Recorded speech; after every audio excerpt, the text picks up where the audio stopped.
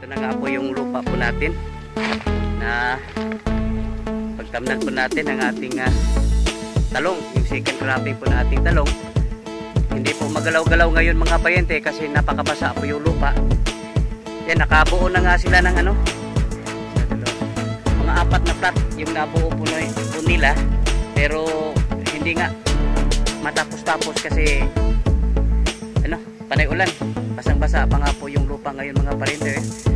Buti na lata, mainit po ngayon, sana maghapon po itong mainit para may pagpatuloy po yung paggawa po ng flat po rito.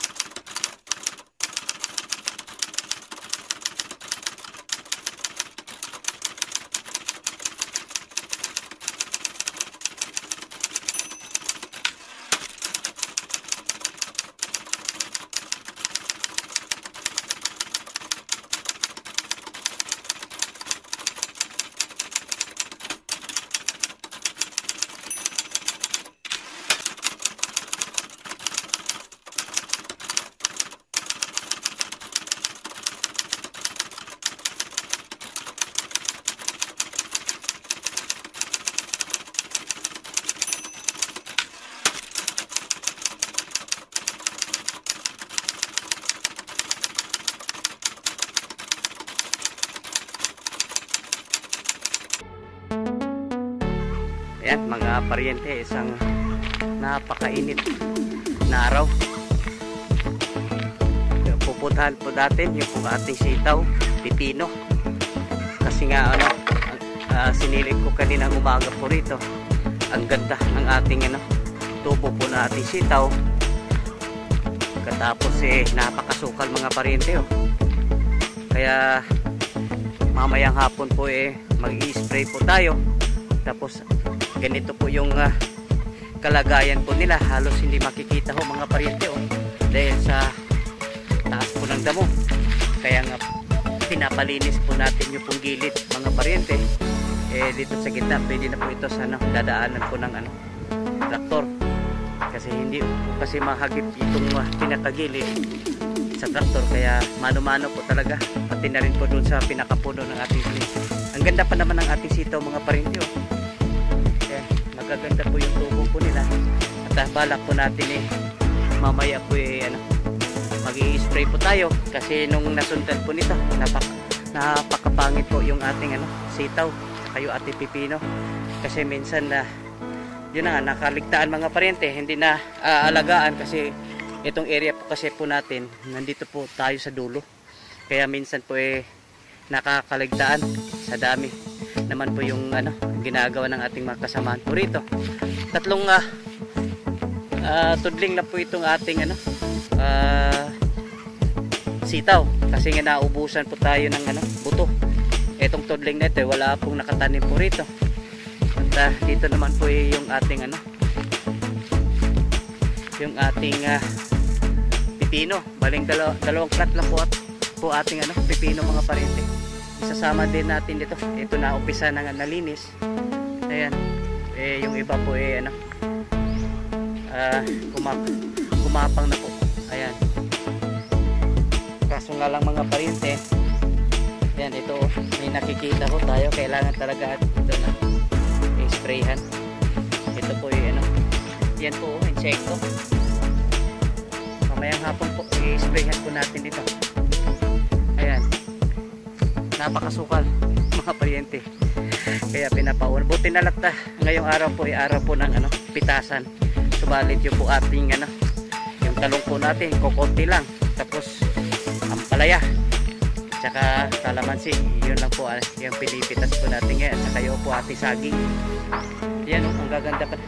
Kaya matatangkad na po sila mga pariente. Kailangan na rin po ito lagyan po ng kawayan para na po gagapang na po sila sa taas. Mataas po kasi itong kapangan po natin dapat nasa po ito, dito sa baba.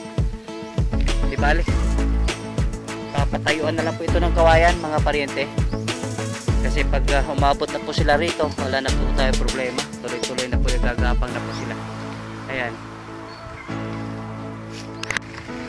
ayan mga pariente, isang magandang umaga. update po tayo dito po sa ating talong mga paryente. Ito po ay ano na, malapit na po itong mag-isang taon.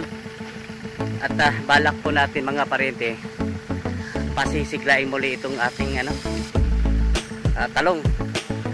Yung ginawa ho natin, kung makikita ho ninyo, malinis na po yung puno po ng ating talong.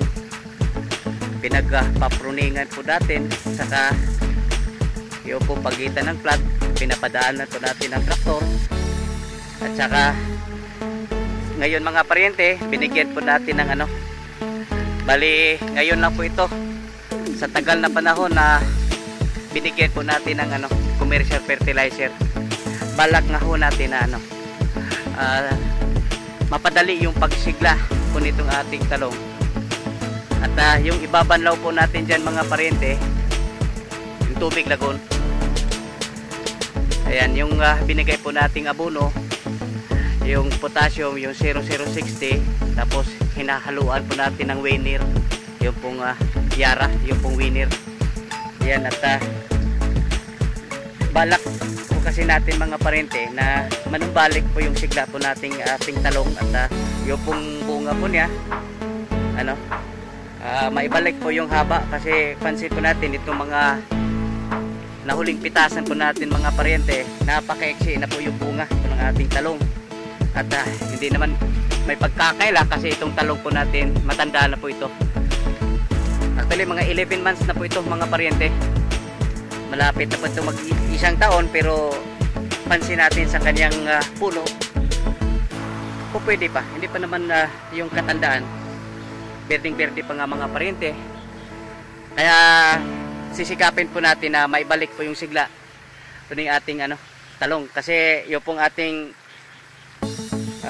sunod na cropping po nito, medyo matagalan pa po tayo, kasi hindi po kasi magalaw-galaw yung pong ating pagtamnan po ng ating second cropping po ng ating talong, kasi malakas yung ulan kagabi, basa po yung lupa, hindi po magalaw-galaw.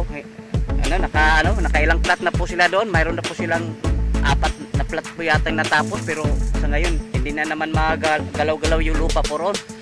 Ayan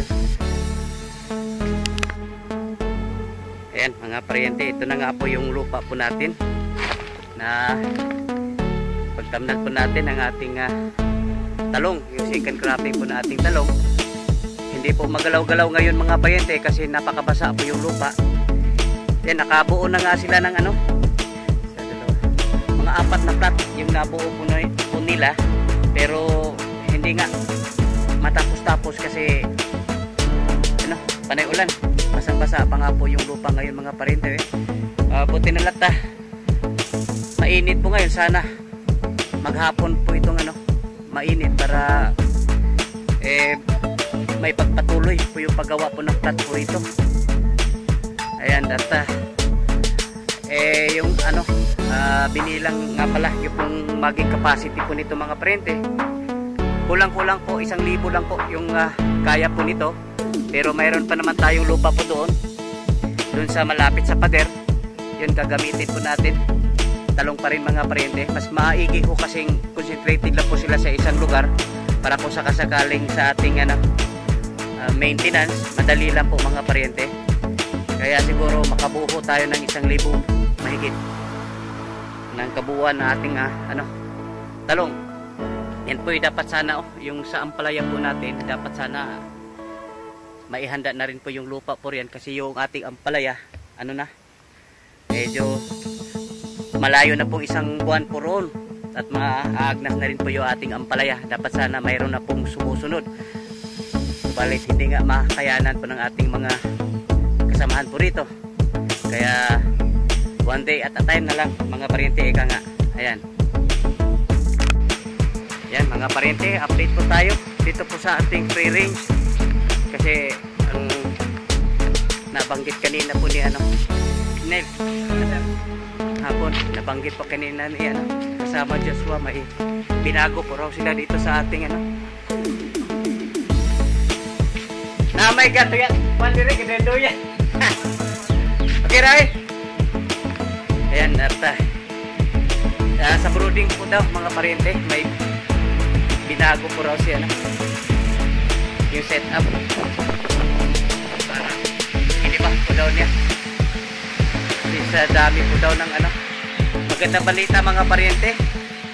Ang dami po daw ng yung tumaas po yung ating yung rate po na ating hindi germination, yung pong yung pong hatching rate ng ating incubator. At sa ngayon po ito na lang po yung gumagana, hindi po natin pinagsabay kasi para makatipid po tayo sa kuryente. Salitan lang po sila, palitan. Pagkatapos po nito, pwede ganito. Ito na naman yung gagamitin para naman hindi po siya laspag masyado. Ayan. Tumaas po daw yung ating hatching rate. Kaya pala, ang dami mga paryente. Isang batch po ito. Tansya ko po nito 100 mahigit. Kaya umaliwalas mga paryente. Nilinis na pala. Ito po yung sinabi po nila na nilinis. Ayan. Ito na, ayan. Gamay rin na gid Diyos. Sige amo pa ipagpusa ron. Ang kuan yang schedule. Mayop. Mo lagi. Away, kuan nabot asa to nangamo lagi Diyos. Gani sila akong isa ko ang ibang scroll pambaw. Kesa una kapitay kina sa sir, kaya problema mo magkitay mo ko siya. Kada ko ang manok magsindos maggan sir ba. Mo to yang ko nya masayang sila. Kani mo sila sir, tingnan ko ning sila nga kailangan gid bilis kay na. Pa naman ni siya. Ano kompleto naman Peter sana. Kaya nang nilang tatlo. Kani suporta na lang pag dito kitay ko bigi. Hindi ko alam po ni Diyos kipa ko kasi anytime pwede silang kaon. Kani ako ipasprehan na. Mo din di ko ni hayag. Pero ni hayag man. Panit ang panit ko ba? Ground ba? Oh, good. Pero daghan na Diyos sa lika paano gatos kapinin sa kabats. 5 sir. Daghan 67,